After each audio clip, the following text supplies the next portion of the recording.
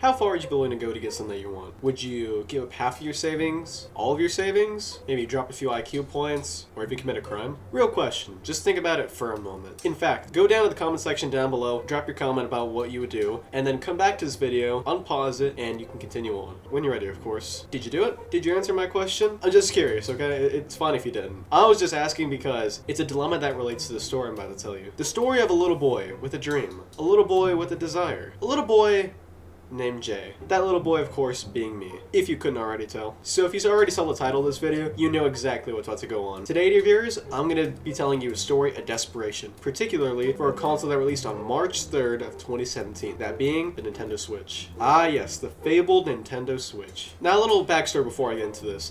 I've sort of always been a big Nintendo fanboy ever since I was little. I guess bordering on fanboy would be a bit more accurate, but I guess I can go with it. I haven't quite reached that level of shill in my life, but you get the point. I have fond memories of saving up as a young lad, eagerly waiting to the day where I could finally afford my own Nintendo DS Lite. That day would eventually come, and I would get the black variant, my sister getting the pink one, and we'd both rejoice as we get to play our very own DS Lites, which we saved up our own money for. Saving up for that is one of the earliest memories I have of liking Nintendo. Saving up for that $130 MRSP price tag, and feeling such a great sense of pride when I was finally able to make the purchase.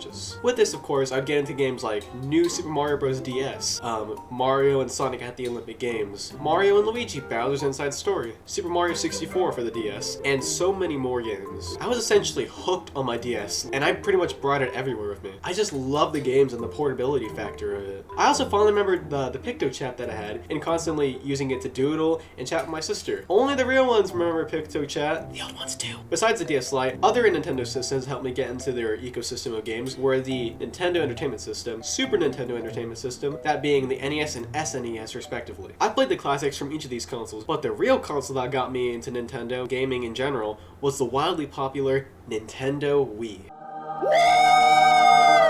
Yeah, baby! That's what I've been waiting for. To me, the Wii remains goated. It just had such a library of fantastic games, that most of them being first-party titles. These include New Super Mario Bros. Wii, Super Mario Bros. Galaxy 1 and 2, Super Smash Bros. Brawl, The Legend of Zelda Twilight Princess, Just Dance, which wasn't exclusive but was very popular, Wii Sports, Mario Party 9, and so much more. I have such warm memories of playing Mario Kart Wii during game night with my family when I used to live in Maryland and Texas, raging when I lost because I was a literal child, and just hoping that I would beat my sister whatever race we were doing. I also remember beating New Super Mario Bros. Wii with my dad, after practically playing it all day, being so proud and feeling accomplished as we saved the princess from the clutches of Bowser. Good times.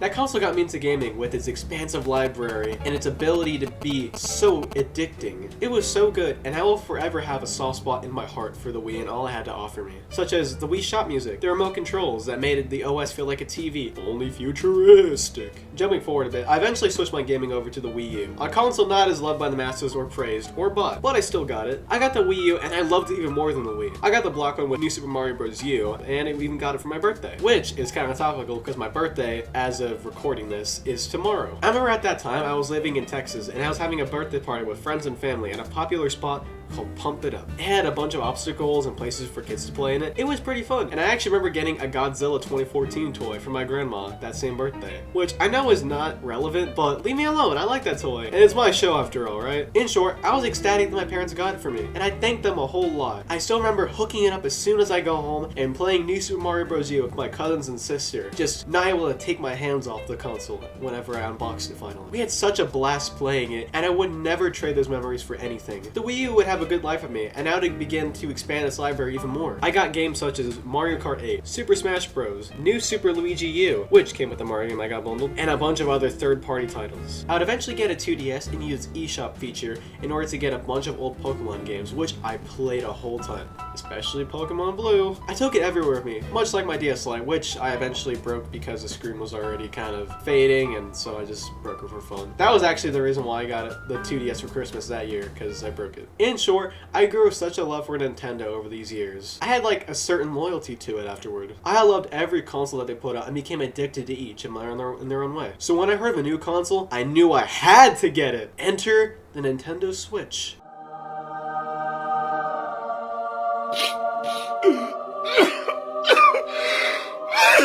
the all-new Nintendo console. This would expand the concept that I like from the Wii U, especially with its gamepad, which I really was into, and it would take the whole thing just off the charts with what it was gonna do. It combined both a console and a DS. It was beautiful, it was stunning, and it was exciting. After I learned the existence of the Nintendo Switch, I did what any sensible child would do. I begged my parents for it. I would tell my mom about it, and I would talk about how great it was. And from what I can remember, she either nodded along or said maybe for your birthday or Christmas. I can't remember exactly what though. All I know is that whatever response I got, it wasn't one that meant I'd get a Switch right then and there. So by the time that summer hit, months after the Switch had launched, a friend of mine actually tried to talk me out of getting it and to stick with the Wii U, since it also got Zelda Breath of the Wild, one of the main games I really wanted to play. But I ignored, let's say, Aaron, and I pushed on with my dream, Zelda Breath of the Wild on the Switch, on the go. So later in that summer, I'm in Texas, and I'm just thinking about how far my birthday and Christmas actually are away. Those two events were not coming soon enough for my taste. It had been months since I had started to drop hints that I wanted the Switch. It seemed like I was getting ignored and like I'd never actually get one. By this time I was watching reviews, unboxings, and so many other videos about it on YouTube. I was just trying to get my fix of the Switch because, much like an addiction, I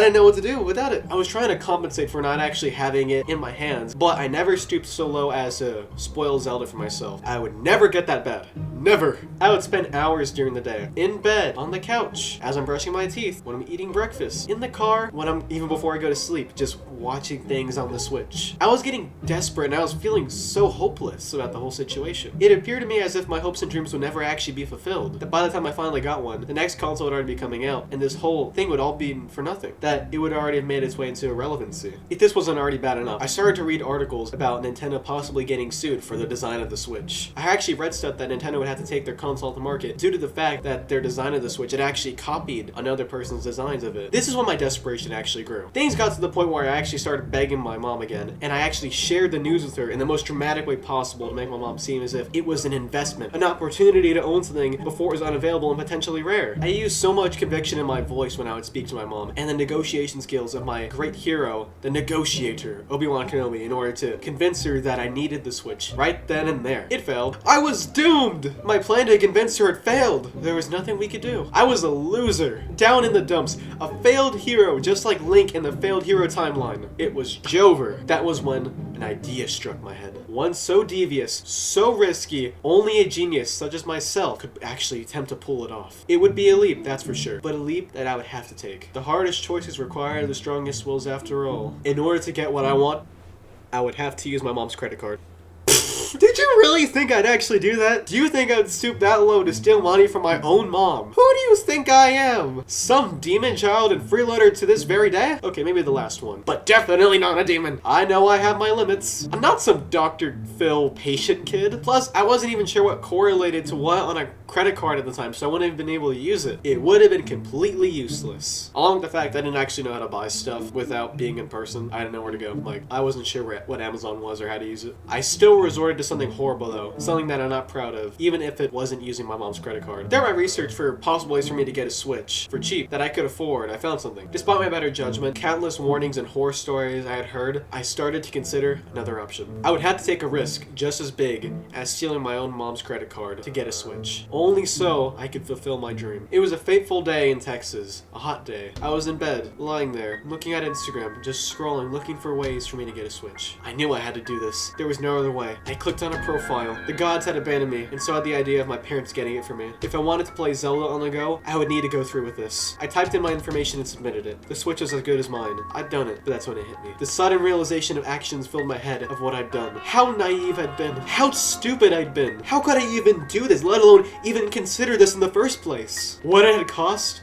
was everything. I thought that there was no other way, but I was wrong. What had I done? I'd gone to a random Instagram page, a shady one. They had claimed that they were giving away free Nintendo Switches to people that filled out a form on their site. That's when I applied. I put in my address, my email, my phone number, basically my personal information, all excluding a social security number. An act of desperation just to get one material good, a $300 device, a console, Nintendo Switch. There was no turning back now. From then on, I was horrified, just utterly terrified of going back home to New Jersey. I'd recently seen a horror story of someone giving away their personal information online and that resulting in a kidnapping. So I was even extra terrified at this point. The house could be ransacked. Maybe they'd watch me, send us threatening letters. Or even worse, I could have just caused doom over my desire to get a Switch. How idiotic could I possibly have been? We did finally go home. There was no Switch. In fact, there was nothing. Our house had been robbed, and it was all my fault. I'm just gonna stop it right there. This didn't actually happen. Yes, I never got the Switch, but our house was never ransacked, and I was never harassed. I should have been more careful with my online activities, because something bad could have actually happened, especially if I'd done such somewhere else. In the end, I never told someone because there had been no consequences for my actions. That is at least to my knowledge. I did end up selling my Wii to GameStop to get money for my Switch, but as we all know, GameStop's cheap, so I never end up getting any actual money to put towards a Switch. Yet, another act of desperation that would cause me so much pain. That was my original console, my first one. It still pains me and I still regret it every day.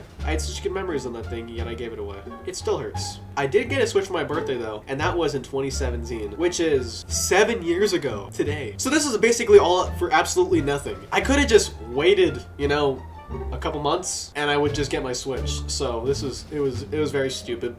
Anyway, I still enjoy my Switch to this day, and I cannot wait for the Switch 2, which is to be revealed very soon. Whenever that comes out. The moral of the story is be careful about whatever you do online. They can and do have negative effects on your life if you're not careful about what you do. Never give out any personal information, no matter how desperate you may get. Pretty sure this is common knowledge, and this is like a PSA that is not really important, but I'm definitely gonna get flack from my family if they see this, so I just gotta give it out for all you youngsters out there. But oh well. Anyway, thanks for watching the video. If you enjoy this video and the style of content, feel free to comment, like, and subscribe. Stay tuned for more high quality videos on the horizon. I've actually recently started school, so the regular uploads are no longer gonna happen. I should probably actually change my banner from weekly uploads to more like consistent uploads. That's much more fitting. I think I probably still could meet my quota of 1 per week, but the quality would just be a major drop, and I don't want that to happen. Anyway, thanks again, and bye.